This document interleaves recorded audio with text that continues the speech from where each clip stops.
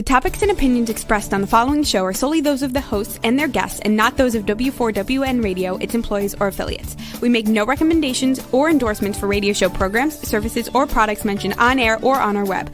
No liability, explicit or implied, shall be extended to W4WN Radio, its employees, or affiliates. Any questions or comments should be directed to those show hosts. Thank you for choosing W4WN Radio. Are you ready to take a journey? Let's connect with the healers of the world. It's that time. It's time for the Language of Healing on W4WN Radio and Talk 4 TV. Now here's your host, Dr. Nicole Fortin. Hello, world. Welcome back to the Language of Healing podcast on W4WN.com and all the podcasting platforms. You can catch previous shows and stay tuned on all of the Language of Healing content out there, and what these topics are, what support a more holistic life. So it's being healthy from every angle, not just focusing on physical health or mental health, but also financial health. And that's one aspect we're going to tune into today with a fabulous guest expert, badass businesswoman, Christine Walsh. She's a money strategist and author, speaker, also has her own podcast started, Made for Money, which is really great. I highly recommend. Let's bring her on. We'll give her a little introduction because I'm so happy to have you here because you are just a woman that is on such a strong purpose, mission, and you really have so much wisdom to share. And wisdom to me is not just the theory, but it's the experience and how to apply that into life. And your take on money is, more than that, like numbers and logical. It's like, it's expansive, it's energetic, it's another way to tune in to true wealth and abundance and good life living. So thanks for having us, or having you. Thanks us for having you. Thank you for thanking me.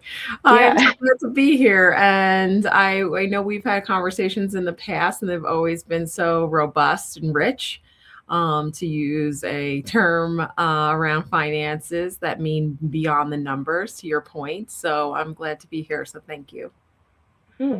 Yeah, today we were kind of honing in on the theme around money as an act of self-love, self-care.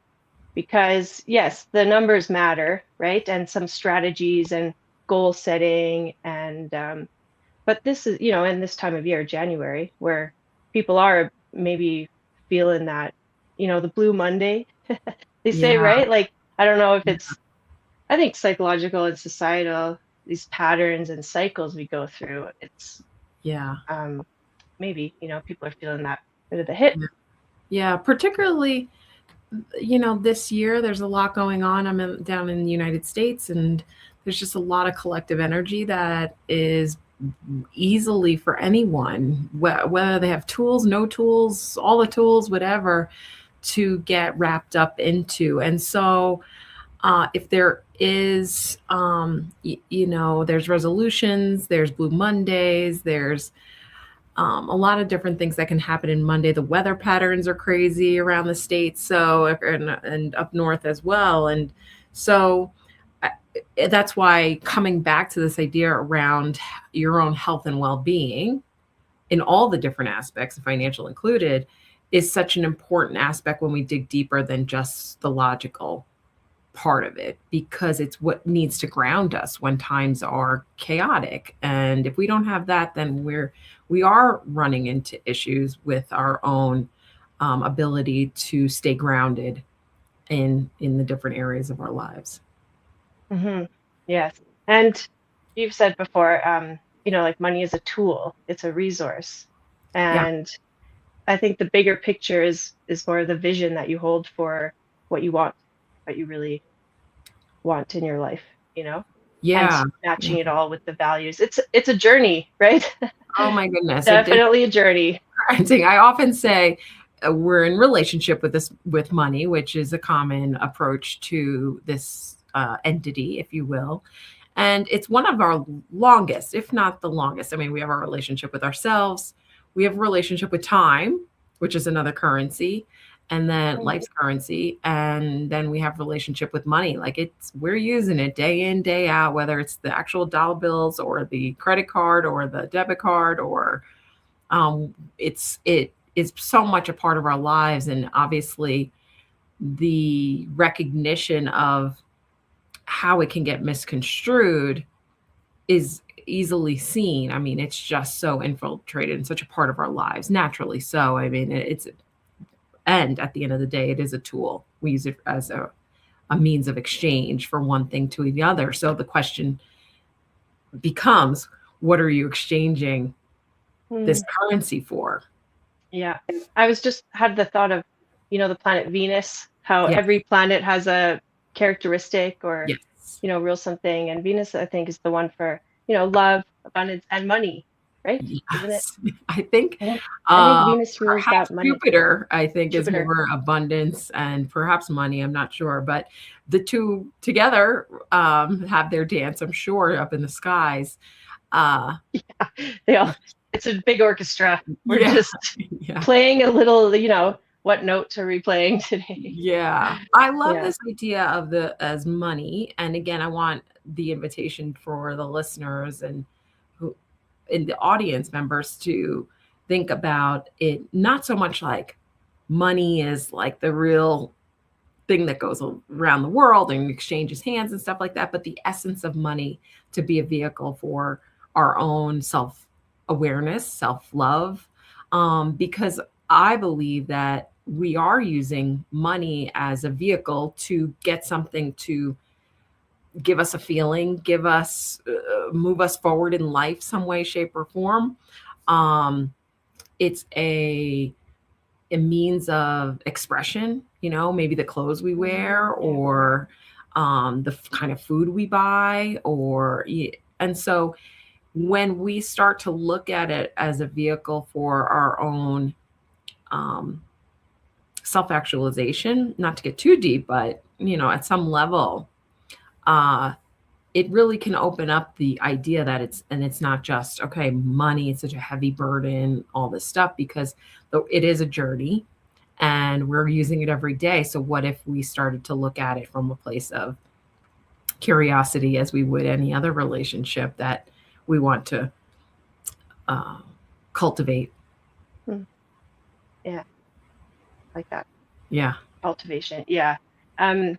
Okay. So where would one start? Yeah. You were like, because if money is the mirror, a bit of a mirror reflection, how does one start with the more awareness or? Yeah. Well, I'll take you through one of my favorite exercises that I do with my clients is we do go through a values assessment.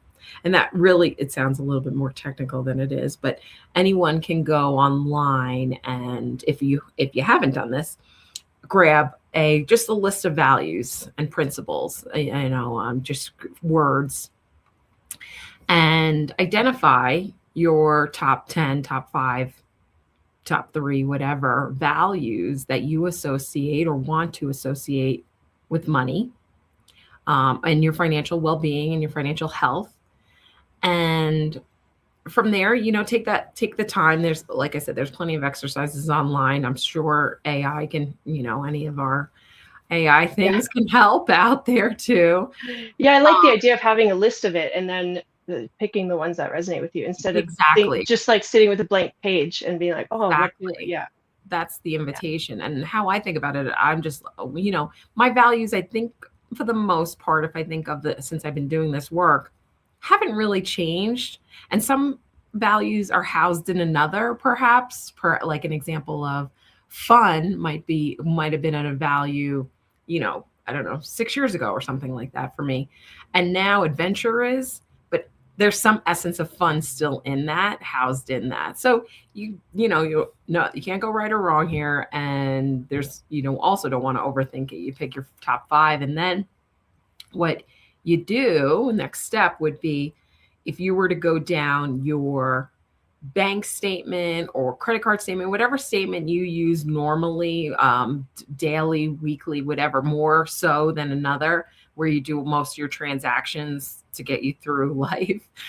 If you were to go down and assign, like link the transaction that you to one of your values that you came up with, that you chose, and see where connections are and where connections aren't. And it's quite eye-opening to see, oh, well, I am spending in alignment with my values, or I'm not, or maybe I need more values. In the spirit of awareness, understanding and seeing, oh, these are my values. This is how I spend money, and that connection, because again, we are spending consciously or unconsciously in adherence with some values, whether they're the chosen ones we want or the ones we were given or the ones that are just by default. That's happening. So here's an invitation to get curious and to get maybe even more discerning. And again, it's a reflection of you. It's a reflection of your awareness. And again, I think that gives ourselves the ability to be more trusting of our purchases and more, I think, like purposeful and thoughtful about how we spend money. There's more intention, focus there. Exactly. I mean, it doesn't have to be every single Amazon purchase or, that little tiny thing that you buy. But, sometimes the bigger ones are a challenge to know, like, do I buy this? Do I not buy this? Well, how does it fit in with your value system? And it may not give you the most direct answer, but may guide you. And I think that's really a neat way to go through your financial life. And I think it's very listening, like it's almost as if we're having this dialogue within ourselves. Again, and just another element of our own self-awareness, self-trust, self-love, to see, why am I buying this thing? Or why am I putting money towards this savings goal or that retirement goal or that charitable organization? Or so that's the great thought process. I mean, I would imagine, I think of myself, just like recent transactions that gone through my head. I was like, was that in alignment with my values? It was, or not so much that one. I'm still doing the work too. So I'm just here on the, with the flag up front. Yeah, I think that it's like good to, tune in, make an intentional time to look at that stuff. You know, maybe I worked with someone who suggested like quarterly check-ins with your values, and that brings to mind, okay, what would stop us? Because that sounds so easy and a great exercise, and it would bring so much, awareness. You're on top of your money, where it's, aligned, but it's not always like that, right? We get a little bit off path and just like bound up and spinning with life. So things that might stop us, like fears or, just a total avoidance. Like, what do you experience? How are some ways we can confront those? Yeah, absolutely. Avoiding pattern, I've done it myself, is a huge piece when it comes to money. I'd rather not know than know. And the knowing requires a deeper why. Like, why am I doing this? So in the terms of moving towards your finances, I'll just put it simply that way, would be an act of understanding your own why you want to do that. So that's important to know. It's not just like, if I was to say, hey, Nicole, you better start budgeting, you're going to be like, yeah, Christine, that sounds great. I can't wait. And be like, never doing that. Like, there has to be a deeper why under that. And we just really, it's in alignment with human behavior. We recognize human behavior. So glitchy things that can get in the way, definitely the ways we've been brought up around money, that can get in the way of us having our own model of what's right or what's wrong, judgment is coming in is the thing that will come in at that point, because we can get really judgy around our money, someone else's money, not having it, where it came from, how we've spent it, how we've made mistakes with it. So that judgment closes the blinders on us to opening up to our own true self around money, which is, an abundant state.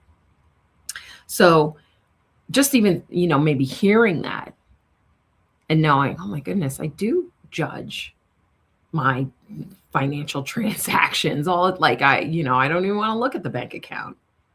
Mhm. And if, again, I will share, we're dealing with this thing, unless something else happens and, some other, who knows, and anything can happen these days around money, we're going to be using money for the rest of our lives. Yeah, right. Yeah. Some currency you have to, it's like natural. You exchange Exactly. time, attention, Exactly. So yeah, this money. is a moment to redefine maybe the concept of money and redefine your relationship with it. And that can be daunting because there's so much that gets Yeah. hooked up into it. And And it starts typically in our growing up years, in our family of choice, family of origin, caregivers, religious organizations, whatever. So yeah, absolutely. Because we learn something and we just kind of keep going with it until yeah, maybe it's like there's just something that doesn't work about it anymore. And that's, yeah, builds the tension, friction. This is the perfect, I think, time in where we are present day, yeah, leaving the energy of the wood snake from, the Chinese calendar, which is all about the snake energy is all about deep transformation and shedding. And it's a confrontational time. Things are, so all these judgments that we might, you know, um, be up against or have awareness of, it is a great time energetically, or like we're really supported right now to let those fall. Yeah, because all the past, feelings, thoughts, beliefs that we've, accumulated over the years from, like you say, all those childbearing years where we're like subjective to other influences to yeah, create our own. But it's yeah, about shedding and then rebirthing into yeah. the fire horse, galloping for greatness. Oh my goodness. It's what a Oh, transition too, yeah. I just recently did a podcast on money and holding money, because I think that also can be a thing, is that maybe if we start looking at the money may come in, it may not come in. Again, judgment, judgment, judgment. But this idea of our bodies being a portal, for lack of a better word, representation maybe, of us being able to hold and steward money. That's a word I often use around money. Again, language. Just speaking to the language, the name I of the know. show, language of healing, right? Yeah. Language is so important. And what if we use different words? So in terms of us directing our money, stewarding our money in a different way, I brought in the idea of using our breath, right? Our breath is with us, again, something that's with us always, Mhm. ideally, as the inhale and the exhale, mirroring the relationship with money, perhaps. So it's an inhale receiving, exhale giving. Money's a cyclical thing. Well, it's not a linear thing. So we almost, if we see that breath like coming in, inhaling, and then maybe holding, even like I can hold breath, nothing too Yeah. big ego blue, but just more so like, and then exhaling, like it goes out, it goes in and it goes out, and that's how money works. And us recognizing that as a collective allows us to be in a softer perspective with it, that when we are getting judged, we're judging money, excuse me, that pulling in that breath aspect. Yeah, it's like the image of like hanging on Yeah. tight, like gripping it, like don't want to let it go, right? Yeah. So And how that stops flow. grew up in a household that was very much about saving and not spending a lot. We didn't have a lot, so there wasn't a lot to be like spending about, but it was more like, oh, you got it, you hold on to it. And what I would notice is up until maybe, I don't even know, 10 years ago, 15, maybe somewhere in there, I was like, I don't think I've even been breathing this whole time up until like not too long ago. Like, and it mimicked, if you will, when I did some reflection around it, around holding, like defending. I grew up in New York City, so you'll hear that through my accent here and there. But I grew up in New York City, so you do get on in a big city, can get on a sort of a defensive, hustle mode. So, but there was an energy of holding, and I was like, I have to exhale.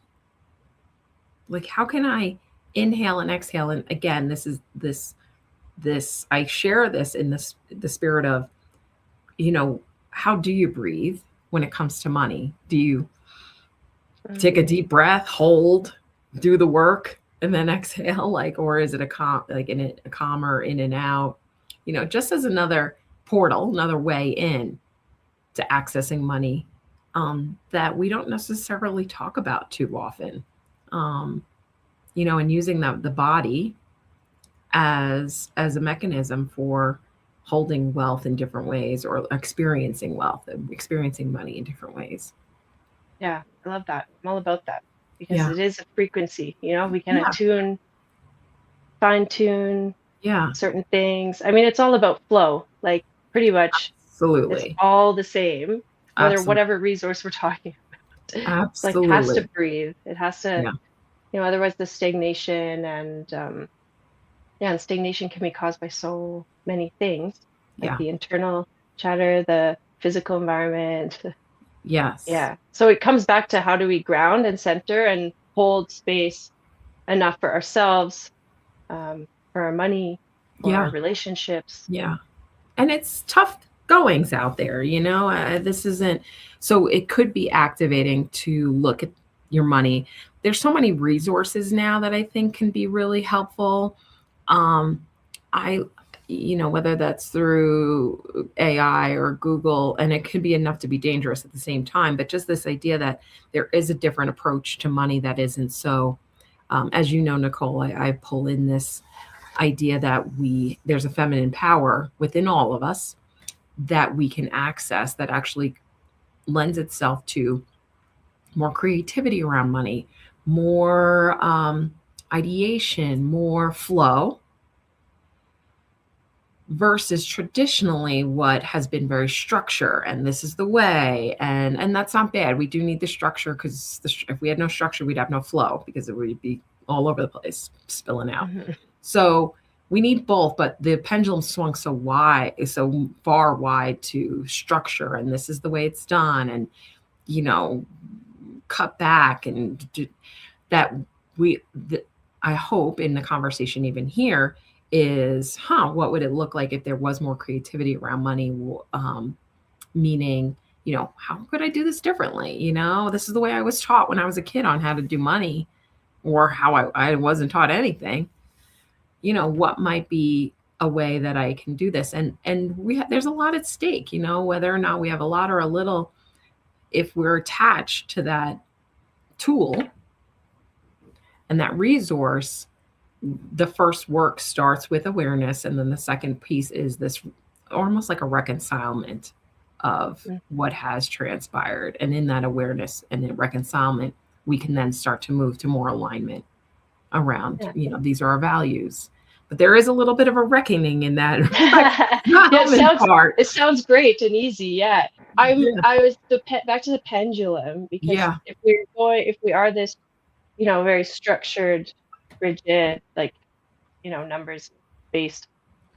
And then I just see the other side, maybe where it's all positive affirmation and, kind of like the very creative, where it's not grounded. I think somewhere in the middle is where you even speak to this. You bridge the creativity and with structure, like physical and spirit, mind. Well, let me Sherry, appreciate you bringing that up Powerful because antenna then, maybe we take away the analogy or metaphor, I always forget which one's which, of the pendulum, and we almost think of a three-legged stool of logic, the numbers, these are the numbers, this is the emotion, which we want to appreciate. And then there's a third leg, because the stool doesn't stand on two legs, of an intuitive. Okay. And that the intuitive part, that's us trusting ourselves, trusting our vision, trusting our goals, trusting ourselves, whatever, that may bridge the two together. So when I work mainly with women business owners, we go through pricing, or we go through someone's financials, or we're going through, goals, revenue goals, or things like that. And this can be done even in a personal spending plan or something. We look at the numbers. I'm in a place as a support person on a team with someone to say, okay, well, we're going to look at these numbers together. I almost want you to strip out any meaning that they make. It's like, just the facts, ma'am, just the facts. Yeah. But we look at the numbers, and then we touch in on the emotional aspect, like what is coming up, like what is good, what's working, what's not working. Like, let's hear that be said and stated. And then somewhere in the middle lines up that intuitive, like, this is the number, like this is what I want, or this, just can feel it in your body. And again, just coming back to this idea of money being a vehicle for our own reflection of how we show up in the world is a beautiful thing. So if anyone's on the personal development path, they can start to apply any of the successes or awarenesses to money, and I think they'll have great success there too. Yeah. Well, that ties it all together. The awareness of it, the reconciliation, and then the alignment. Yeah. And it's easier to move forward when. Yeah, for sure. When things are in alignment and everyone's on board, right? Like, yeah. That's and what that one of my mentors. Oh, go ahead. Just real quick. One of my mentors, Kate Michaels, who taught me emotional wisdom training, and she's all about the core alignment with the, physical, mental, emotional, like conscious, subconscious, unconscious. But she really spoke about the, like, with awareness and acceptance creates an awakening. So it's the same, this concept you can apply in so many areas. Like, you have to see it first, and then find some level of, like, acceptance, forgiveness, some softening about it, because the awareness can be like amazing, or it can be deeply confrontational, painful. For sure. And then, so I think that's part of the journey, right? So, and the non-judgment piece, that's important to remember in there, that like, no matter where you're at with it, there's still room to soften and move forward. And it's one of the things that we kind of forgot when I started this work. I was on my own personal journey with money, and sometimes the money coach needs her own money coach. I didn't know it at the time. That's what actually got me into the work. But I grew up in New York City. My background's finance and accounting and investment banking. Like, I did global investment banking when I worked in Wall Street. And I moved out to Colorado. I did 20 years ago. And my financial, like the books part of me, just kind of went out the window. And so therefore, I wasn't really paying attention to my own financials. And I ended up unemployed at one point, losing my home to foreclosure, and really had to then do my own dig deep of, like, it's not just the books, knowledge, logic of money that gets us through. There's another component of it. There's this emotional intelligence piece that started me on this exploration of a different way of looking at money, that it's not just 2 + 2 = 4. And when I found myself in that place of, like, judging myself, shaming myself, I had to really take a moment to step back and, with a lot of humility and a lot of honesty, and say, there's got to be a better way. And I remember looking around. I do live in a very small town, but so looking around meant here in the small town, but also just generally of, like, who could I talk to about this? And I think that that's one of the things that I'm in the work of at this level, to explore ways that we as communities can come together in different ways, whether that's through a founder community or ecosystem, or through networking groups or something like that, where we can talk more about money, so that we can share places safely, and share in places that are safe about our money stuff, because money stuff breeds in isolation. And traditionally, it's not been polite to talk about money, particularly as a woman. I mean, a lot of this is changing. I think systems have been designed for us to hand our power over around money to someone else or something else. So we have to kind of come back to ourselves and really recognize who we are being with this entity. And again, if it was any other type of relationship, like I want to have a better relationship with my partner, what might I do? And in that, I always offer up the exercise or the practice of writing a letter to money. I don't know if we've ever talked about that, maybe. Yeah, as the softening, if you will, because I find this fascinating. The practice is you write a letter to money, typically hand, pen to paper, just old school. Spray it with some perfume. Yeah. And you just lay it out on the table, whatever comes out, like, dear money, blah, blah, blah, blah, blah, signed, Nicole. And then you switch roles and you become money, and you respond to yourself, dear Nicole, blah, blah, blah, whatever. And I have, I use this practice a lot, whether I'm speaking or in a workshop or with clients, and the outcomes are just stunning. Because there's so much that is, speaking of reconciliation, acceptance, typically, and I don't want to inform, where anyone can go with this practice, but there is maybe coming back to a level playing field again. Yeah, it creates balance just naturally, it bridges like the creative, handwriting it, getting the thoughts, bridging the breath, all aspects, the two sides of money. Yeah. So it's a big topic. There's no doubt about it. And there's lots of different pieces. And I believe in having conversations, especially like this. So thank you again for inviting me and having this platform to speak on this topic is a form of us understanding ourselves better, just as we would with, think of like taking what's those Myers-Briggs or something like that, some of the assessments that are out there.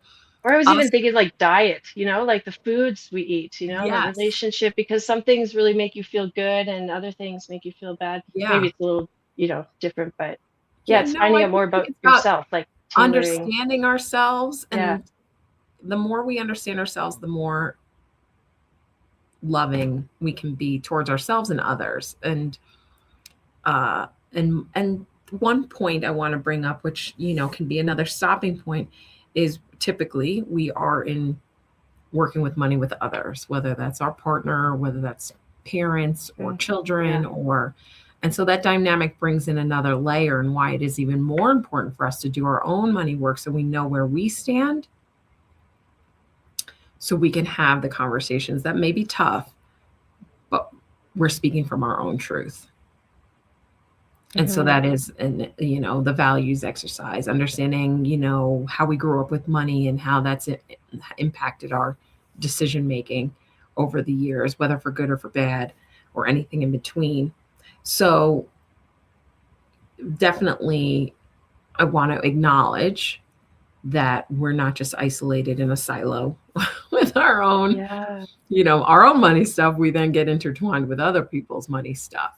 And it's very clear in the research and the work that I've done that we need to define our own money system, modeling, ideals. We don't need to put them out on social media or anything, but we just need to have our own congruency with how we operate with money, even in the spirit of curiosity. We may not be like hard and fast, but at least have some knowledge of our own understanding of how we want to operate with money so that we can interact with others. Yeah, and money, I think, is a great actually grounding point because it is logical and numbered and Yes. factual.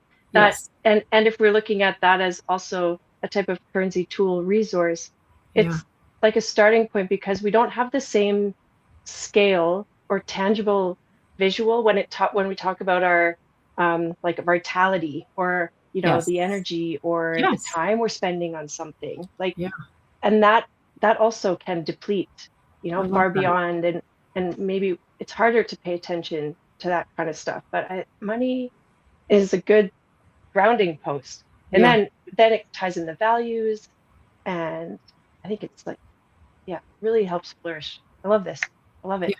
Love Yeah. this new talk. What do you think about or forecasting maybe into this new we're transitioning the new moon, the lunar new year is coming, Yeah. entering into like the fire horse. It already sounds, I'm imagining like the shedding of the snake and just galloping like Yeah. what and when we're talking about coming more into like you have to have some kind of will and strength, like some resolve to really move yourself forward in that way. Like, well, that comes back to the courage piece, right? Yeah. Humility, honesty, now what? Courage to Yeah. move forward. Right. Isn't I don't know who said this definition, but courage is fear walking, Okay. right? Yeah. Like it's fear walking forward, some way, shape, or form, right? So Yeah. money can create lots of fears, or it instills fear, or however you want to say it. It's related. It can be. Courage is that salve, perhaps, and ways that we cultivate courage could be under knowing ourselves better and knowing our why. What, again, when it comes to money, like why you don't have to. I mean, you can live in the ways that you do, whatever ways that are out in the world to operate with money at the level you want to. And if you're curious around a better relationship with it, knowing your why around that is huge because motivator. That's going to be the touchstone. You're Yeah. like, I don't want to do my, look at my bank account. Well, let me take out my little notepad where I wrote down why I was doing this in the first place, Yes. And to your point about and I'm just hearing this from you, it's a supportive time to be looking at this bigger Yeah, piece absolutely. because it's got momentum behind it, it's whether it's your shedding or what letting go, and then this sort of unbridled movement forward. And how do you want to move forward and design that? Yeah. Well, if someone is moved to contact you and work with you in this great space that you hold for people around their relationship with money, how can we do so? Website, podcast. Yeah. My website's rebelrisefinance.com. Yeah. So that's REB. I feel that anyone's working with money at the level that is curious around it, and the work that I do it has a little bit of rebel in them. So that the name of the business is the website is rebelrisefinance.com. Oops, the chat. And then, I started a podcast in November called Made for Money. And it really, it's me speaking in my nasal New Yorker voice. I love it. It's so soothing. Your voice is so like it just carries you into this journey. And Made for Money, and that's been really, really fun to be creating. It's just me for now. I hope to have guests in one way or another, but I felt that I wanted to share some philosophies on how I approach money from a holistic point of view, using all three legs, the logic, the emotional, and the intuitive. And probably a fourth leg of a spiritual for women founders in business, but also I've heard many people say they enjoy it just from if they're in a, working for a company or something like that. Just helps open up. And again, this is my goal, is to open up the conversation amongst women around money. What's important to you about that? It's because I feel that starts to shift our world and change our world in different ways. And our world could be in our family, in our household. It could be in our local community. It could be out in different ways that we are impacting different organizations. Like money is, there are statistics about how much money is going to start to flow into women's hands from generational movement, with older generations leaving and stuff like that, and women holding on to money. We as a collective need to know and understand how we're operating with money so that we can actually steward it in ways that impact our worlds, again, locally, family wise, globally. And I think that's pretty powerful. Systemically, we are not, we have a lot against us, but internally and like powerfully, like electric, like I plug into the electricity on the side in the socket, where it's undeniable what can happen. Wow. And I get excited about that. I know. I see you light up like that plug, right? Because it's like holding that vision or that, because it is possible, right? And it changes. It changes things. Money in women's hands change things. Because we're doing this work, because you're doing this work. And that's not just, I just think people who are conscious and stewards of money it may not be in my lifetime. I don't know. I hope to see that. And I just remember me being on my own in my own money misery, perfect storm, and being like, I don't have anyone else to talk to about this. And I don't want that. I want this to be an open topic. Safe, trusted, but open. Yeah, absolutely. Yes, I can definitely relate to that. And I imagine many others as well. So thank you for getting out there and doing the work that you're doing and putting it together and creating a bit of fun and adventure around it, because that's what I feel from you too. It's like, the adventure of being curious and just like really, knowing your stuff and where you stand, what you want, why you want it, all of those really important factors that truly make a difference, in a conscious living life. Yeah. And alignment brings us financial success faster than time. So 100%. Yeah. Same with the body, health, healing. Yeah. Like it can be easier. Well, it is easier when all the pieces are on the same page. So even that like inkling of like, what's alignment for me? What does that mean? Just even the curiosity, it moves us towards that, the definition of financial success for, whatever that means for anyone. Yeah. Wonderful. Well, any other practices or last minute thoughts we haven't talked about that might be important for us moving forward? I will definitely take away this idea about like the language of being a steward of money. That really lands for me because, you're guided, you're the leader, like leader of your own life. And it loves to be told, I'll leave it with this. It loves to be told what to do. It's like an obeying dog. Yeah. Money, give it some work, give it a project. Give it a project. Tell it what to do, tell you where it needs to be, just it is a tool and it can be used for good or bad, just like a hammer is a tool. Yeah. So how are we using it? And that's your choice. Again, it's my choice, and it's not happening perfectly, but us being present to it is the movement forward. Yeah, absolutely. The awareness of it. So that exercise is good. That you first mentioned the values. Print out a list of values. Search them all up. and compare, I guess, Yeah. with your bank statements. Yeah. Sounds kind of I'm fun. always one with like light a candle, put some Yeah. music Make a little on, you know, ceremony about it. like set yourself up to win around this, like Yeah. whatever. Yeah. It's a little bit of a ritual, perhaps ceremony for Yeah. sure. And, you What know, is if sacred? You know, you're taking a look. It's like it sounds, you know, it is a factual external thing, but it's a lot of inner work as well. yeah. And Yeah. yes. And you're bringing light to dark if it Mhm. has been a dark topic for you. And that, if, you know, that takes courage and that takes support, and if that's not the first step, then the first step is just even being in the awareness, like, something doesn't feel right here. I don't know what it is.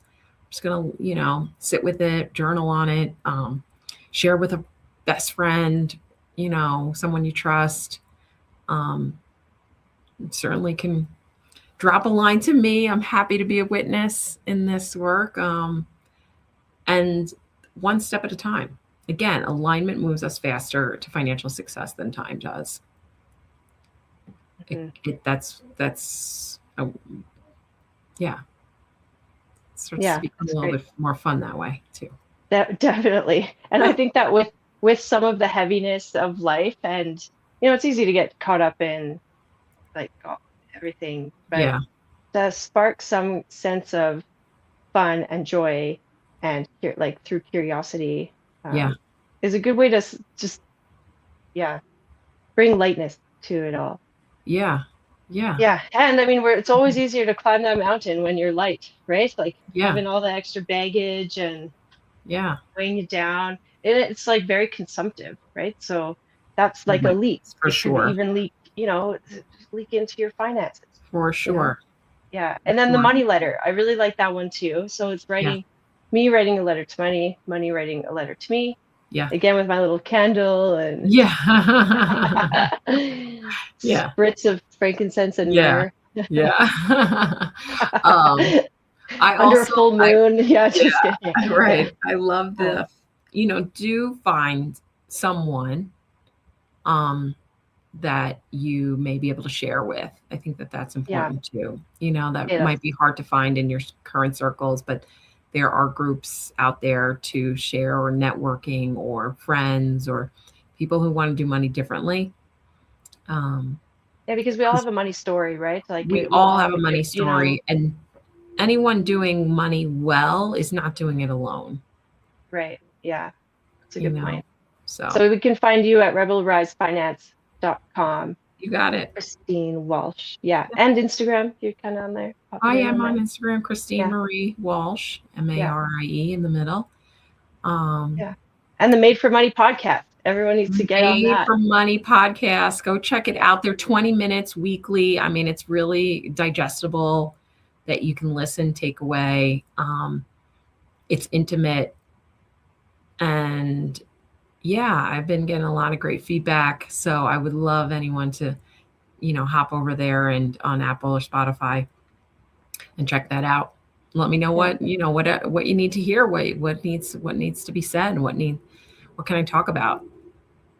Yes, awesome. Thank you for that. Putting that out there. Keep up the good work. Thank you. Keep, good skiing. Yeah. Pray for good snow. Yeah. I live in Northwest Colorado, so if we haven't gotten snow, but I mean, it's been a little bit of a rough winter, but I'm just praying, we get the water for the summer, for the spring and the summer to come through for just the health of and I like that, using the winter time now is, it is a more stillness time if we were in the northern hemisphere where it's like getting dark and it's a hibernation mode. It's a perfect time to be a bit more reflective and even like looking back to create more. And well, I hope everyone just reaches out to you because you have so much to share and value. And thanks again for joining us on the language of healing. You're welcome. Great to be here. Yeah. All right. Well, it's another episode is up. Time's up. We'll have to let you go and see you next time. Bye. Thanks. Wow. What a show today. And the journey does not stop here. Come travel the world with Nicole every Tuesday at 2 p.m. Eastern Time as together we become more fluent in the language of healing on W4WN Radio and Talk4 TV. See you next week.